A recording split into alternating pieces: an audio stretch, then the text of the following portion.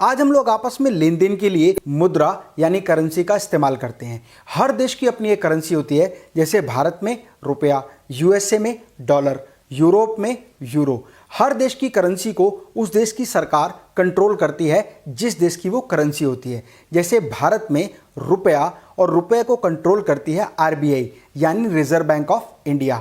RBI जो मुद्रा देती है उस मुद्रा में एक वैल्यू होती है। करेंसी एक प्रोमिसरी नोट होता है जो उस ट्रांजैक्शन को एक्सेप्ट करने के लिए यूज होती है, जो भी प्रोडक्ट या सर्विस आप खरीदना चाहते हैं। जैसे आपने देखा होगा नोट पर लिखा होता है कि मैं धारक को इतने रुपए अदा करने का वचन देता हूं।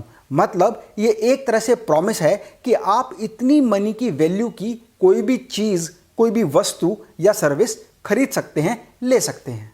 वैसे ही डिजिटल करेंसी को आरबीआई बैंक द्वारा कंट्रोल करता है। आप जो भी पैसा बैंक में डिपॉजिट करते हैं वो आपके खाते में एक डिजिटल डिजिट शो करता है, और जब भी आपको ट्रांजैक्शन करते हैं तो वो आपके अकाउंट से डेबिट और किसी के अकाउंट में क्रेडिट हो जाता है। मतलब डिजिटल ट्रांजैक्शन को भी सेंट्रलाइज्ड बैंकिंग सिस्टम के through trace and track and record किया जाता है। बैंक द्वारा कंट्रोल डिजिटल करेंसी को आप कभी भी फिजिकल मनी में कन्वर्ट कर सकते हैं। मतलब उस डिजिट को आप कैश कर सकते हैं और मनी के रूप में अपने हाथ में ले सकते हैं। ठीक इसी तरह से क्रिप्टो करेंसी एक डिजिटल करेंसी होती है, लेकिन ये करेंसी ब्लॉकचेन के एल्गोरिदम से बनी होती है और इस पर किसी भी देश की सरकार का कोई कंट्रोल नहीं होता। ये डिसेंट्रलाइज्ड मनी होती है।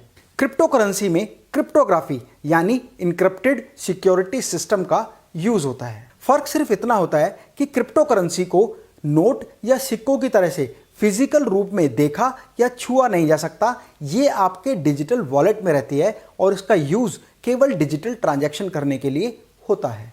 2008 में सतोशी नाकामोतो नाम के एक व्यक्ति ने ब्लॉकचेन के कॉन्सेप्ट का इस्तेमाल करके एक करेंसी को डेवलप किया, जिस करेंसी का नाम है बिटकॉइन। लेकिन सतोशी नाकामोतो कौन है ये कोई नहीं जानता। आप मेरे साथ इस वीडियो में अंत तक बने रहें। आज मैं आपको बताऊंगा कि सतोशी नाकामोतो कौन है। सतोशी नाकामोतो ने जब इस करेंसी को बनाया तो इस तरह से इनक्रिप्ट किया कि केवल 21 मिलियन बिटकॉइन ही बनाए जा सकते हैं। आज 5000 से ज़्यादा क्रिप्टो करेंसी चलन में है, लेकिन बिटकॉइन, इथेरियम, लिब्रा, डॉजकॉइन ये वो करेंसी हैं जो बहुत ज़्यादा फेमस हैं। क्रिप्टो करेंसी को किसी भी देश की सरकार कंट्रोल नहीं करती और ना ही crypto currency traditional banking system को फॉलो करती है। आज दुनिया के कई देश जैसे USA, Japan, Spain, Romania bitcoin में शॉपिंग, ट्रेडिंग, ट्रैवलिंग, एक्सचेंज और इन्वेस्टिंग को एक्सेप्ट करते हैं। आरबीआई ने 5 अप्रैल 2018 को एक सर्कुलर जारी किया और उस सर्कुलर में सभी बैंक को एक इंस्ट्रक्शन दिया कि जो भी आइडेंटिटी क्रिप्टो करेंसी में ट्रेड, डील या ट्रांजैक्शन करती हैं उनको बैंकिंग सर्विसेज ना दी जाए। मतलब उनके द्वारा की गई ट्रांजैक्शंस को बैंक के द्वारा कन्वर्ट या ट्रांसफर ना किया जाए। मार्च 2020 में सुप्रीम कोर्ट ने क्रिप्टो करेंसी के फेवर में एक फैसला दिया, जिसकी वजह से रिजर्व बैंक को क्रिप्टो करेंसी पर लगाए गए बैन को हटाना पड़ा। और जब ये बैन हटा तब से भारत में लोगों का क्रिप्टो करेंसी की तरफ रुझान तेजी से बढ़ने लगा, जिसकी वजह से लोग क्रिप्टो करेंसी को एक अच्छी इन्वेस्टमेंट के रूप में देखने लगे और उसके यूजर तेजी से बढ़ने लगे।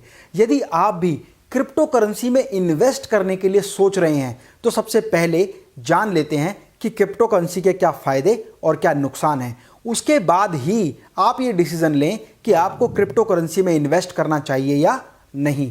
और मैं आपको ये ज़रूर बताऊंगा कि सतोशी नाकामोतो कौन है, इसीलिए मेरे साथ इस वीडियो में ज़रूर बने रहें।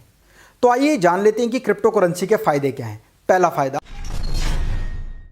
क्रिप्टो करेंसी एक वॉलेटाइल करेंसी है, जिसकी वजह से इसकी कीमत में बहुत तेजी से उतार चढ़ाव होता रहता है। और जो लोग इन्वेस्टमेंट की पावर को जानते हैं और रिस्क लेने के लिए तैयार होते हैं वो इसका इस्तेमाल इन्वेस्टिंग के लिए करते हैं और पैसा बनाने के लिए करते हैं। दूसरा फायदा, क्रिप्टो करेंसी आपके डिजिटल वॉलेट में होती है, जिसकी वजह से ऑनलाइन ट्रांजैक्शन और आपस में लेन देन करना बहुत आसान होता है।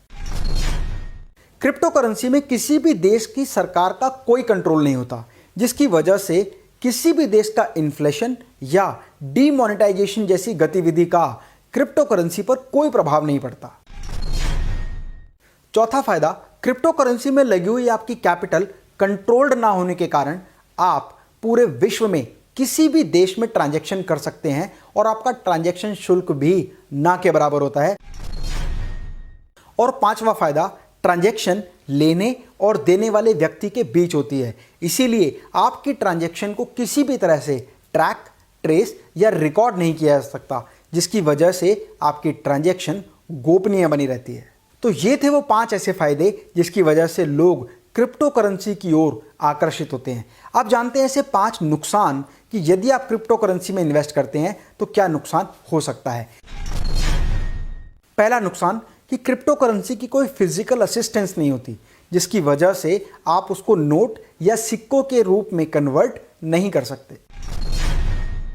दूसरा नुकसान, गवर्नमेंट कंट्रोल्ड ना होने के कारण इसकी कीमत बहुत तेजी से घटती बढ़ती है, जिसकी वजह से इसमें यदि आप निवेश करते हैं तो आपका रिस्क बहुत बड़ा होता है। कई बार तो इसकी कीमत आसमान छू जाती है और कई बार इसकी कीमत बहुत तेजी से नीचे आ जाती है। इसका मतलब इसमें निवेश करने में रिस्क बहुत ज़्यादा होता है और यदि किसी देश की सरकार ने इसको इलीगल घोषित कर दिया तो उस समय पर वो रिस्क 100% भी हो सकता है। तीसरा नुकसान कि बिटकॉइन इंडिया में लीगल तो है लेकिन सरकार इसको रिकॉग्नाइज नहीं करती, जिसकी वजह से ये नहीं पता कि कौन सी गवर्नमेंट किस तरह का रूल एंड रेगुलेशन बिटकॉइन के ऊपर लेकर आए। मतलब भविष्य में इसका क्या होगा इसके बारे में कुछ नहीं कहा जा सकता। चौथा नुकसान, ट्रांजैक्शन गलत हो जाने पर उसे ठीक नहीं किया जा सकता और यदि एक बार ट्रांजैक्शन गलत हो जाए तो उसको वापस भी नहीं लिया जा सकता, आपको बहुत बड़ा लॉस हो सकता है। और पांचवा सबसे बड़ा नुकसान, आपकी डिजिटल वॉलेट का यदि पासवर्ड गलत हो जाए और आप उसको रिकवर ना कर पाएं तो आपकी सारी की सारी डिजिटल करेंसी क्रैश हो जाती है, ख़त्म हो जाती है। आप उसको बाय लॉज वापस रिकवर नहीं कर सकते।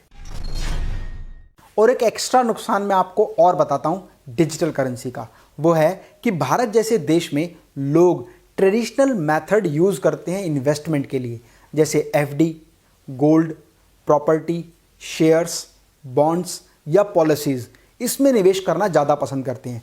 ऐसे में आपको ट्रांजैक्शन करने के लिए और अपनी डिजिटल करेंसी को कन्वर्ट करने के लिए, अपनी क्रिप्टो करेंसी को एनकैश करने के लिए ऐसे व्यक्ति को ढूंढना होता है जो इसको आपकी इंडियन करेंसी में कन्वर्ट कर दे, जिसकी वजह से कई बार ये ढूंढना बहुत मुश्किल हो जाता है। अब समझते हैं कि बिटकॉइन की ट्रांजैक्शन कैसे होती है।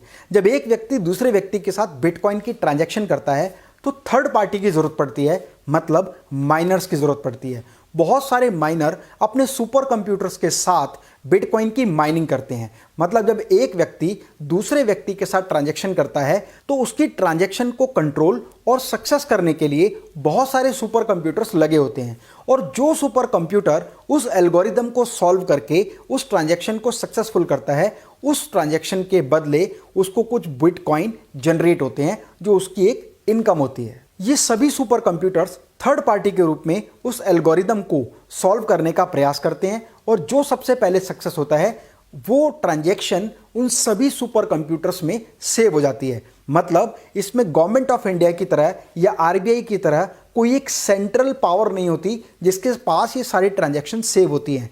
ये सारी की सारी ट्रांजैक्शन सभी सुपर कंप्यूटर्स में सेव हो जाती हैं। और जैसा कि सतोशी नाकामोटो ने बताया कि बिटकॉइन को केवल 21 मिलियन तक ही माइन किया जा सकता है, तो इसीलिए इसकी जो सप्लाई है वो लिमिटेड है, जिसकी वजह से डिमांड के हिसाब से इसकी कीमत तय होती है, जो बहुत ज़्यादा वॉलेटाइल है। अब मैं आपको बताता हूँ कि सतोशी नाकामोटो कौन है।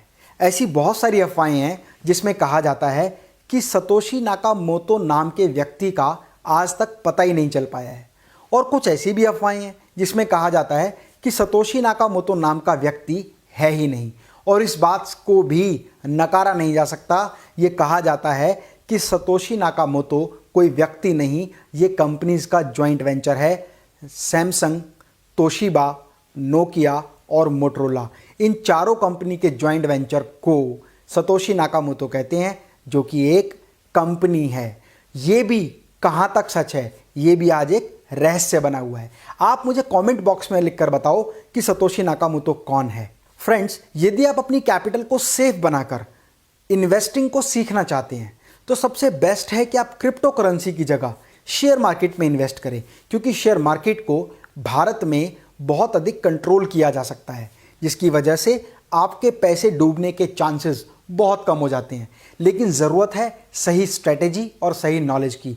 आप लोगों के लिए मैंने एक सीरीज शुरू की है स्टॉक मार्केट मिलेनियर, जिसमें बेसिक से लेकर एडवांस लेवल तक मैं आपको बताऊंगा कि किस तरह से, किस स्ट्रेटेजी को अपनाकर, किस तरह से फंडामेंटल को स्टडी करके और किस तरह से एनालाइज करके लॉन्ग टर्म के लिए इन्वेस्ट किया जाए, ताकि आप अपनी इन्वेस्टमेंट को तेजी से ग्रो कर पाएं। फ्रेंड्स, मेरा कोई भी इंफॉर्मेटिव वीडियो मिस ना हो उसके लिए इस चैनल को सब्सक्राइब करें और कमेंट बॉक्स में लिखकर मुझे ज़रूर बताएं कि आप किस विषय पर वीडियो मुझसे चाहते हैं। स्वस्थ रहें, मस्त रहें। मैं डॉक्टर अमित माहेश्वरी आपके सुनहरे भविष्य की कामना करता हूं। जय हिंद, जय भारत।